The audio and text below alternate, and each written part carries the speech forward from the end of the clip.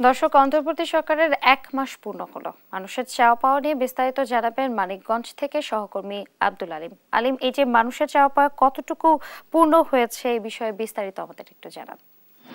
ধন্যবাদ লিনা।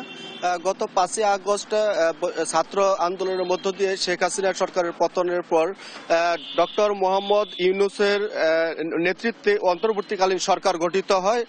সেই সরকারের আজ ১ মাস পূর্ণ হলো এবং এই পূর্ণের তার মাঝে যে জনগণের যে প্রত্যাশা, সেই প্রত্যাশা কিন্তু অনেকটাই বেশি।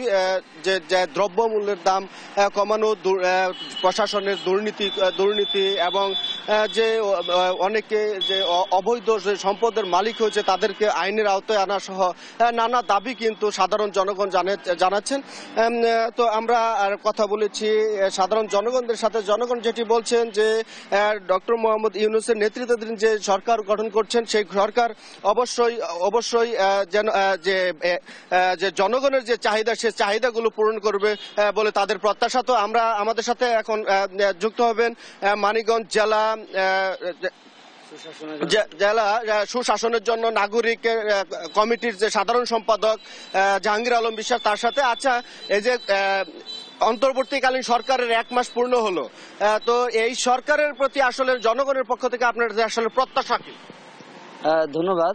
আমরা প্রথমত চাই যে সর্বক্ষেত্রে বৈষম্য দূর হোক, দেশে সুশাসন প্রতিষ্ঠিত হোক, বিচারহীনতার যে সংস্কৃতি বাংলাদেশে ছিল সেটির অবসান হোক, এরই মূল চাওয়া।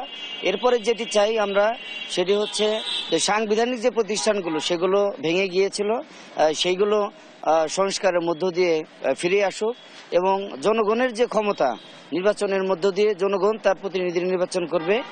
অতি দ্রুত, যত দ্রুত সম্ভব জনগণের প্রতিনিধিদের কাছে ক্ষমতা হস্তান্তর করা, এটা আমরা চাই। তারপর আমরা যেটি দেখছি যে বর্তমান সময়ে ছাত্র আন্দোলনের ফলে যে নতুন বাংলাদেশ, সেই নতুন বাংলাদেশে মানুষের অনেকখানি প্রত্যাশা পূরণ হয়েছে। বিশেষ করে বাক স্বাধীনতা ছিল না, কথা বলা যেত না, ফেসবুকে লাইক পর্যন্ত দেওয়া যেত না, মামলা হামলা ছিল এবং গণমাধ্যমের কণ্ঠ রোধ করা হয়েছিল। আমরা মনে করি যে গণমাধ্যমকে তার কথা বলতে দেওয়া দরকার এবং জনগণ তার মত প্রকাশ করবে সেই ক্ষেত্রে যেন কোনো বাধা না থাকে, বাধাহীনভাবে আমরা যাতে আমাদের মতামত প্রকাশ করতে পারি, এমন প্রত্যাশা আমাদের। ধন্যবাদ আপনাকে। আমাদের সাথে যুক্ত আছেন আরেকজন যে বৈষম্যবিরোধী ছাত্র আন্দোলনের যে প্রতিনিধি রয়েছেন মানিকগঞ্জে, হাসান শিকদার, তার কাছে যে আসলে এই সরকারের কাছে প্রত্যাশাটা কি আপনাদের? আচ্ছা, আমাদের হচ্ছে যে প্রত্যাশা কিন্তু অনেক, কারণ দীর্ঘ 16 বছর একটি স্বৈরাচার সরকার একটি দেশ চালিয়েছে এবং ছাত্র জনতার গণ অভ্যুত্থানের মাধ্যমে যাদের পতন হয়েছে এবং এর পরবর্তীতে কিন্তু অনেক বেশি প্রত্যাশা সাধারণ মানুষের এবং ছাত্রদের আছে।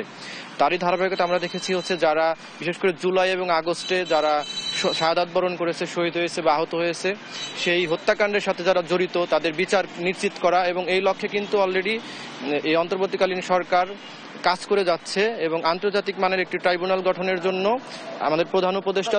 ধন্যবাদ।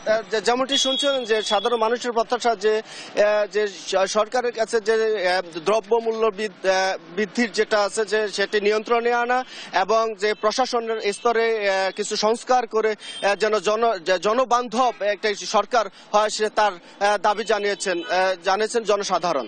তো লিনা, এই ছিল আমার কাছে সরকারের ১ মাস পূর্তির যে জনগণের প্রত্যাশা তার সর্বশেষ খবর। আলিম, আপনাকে ধন্যবাদ।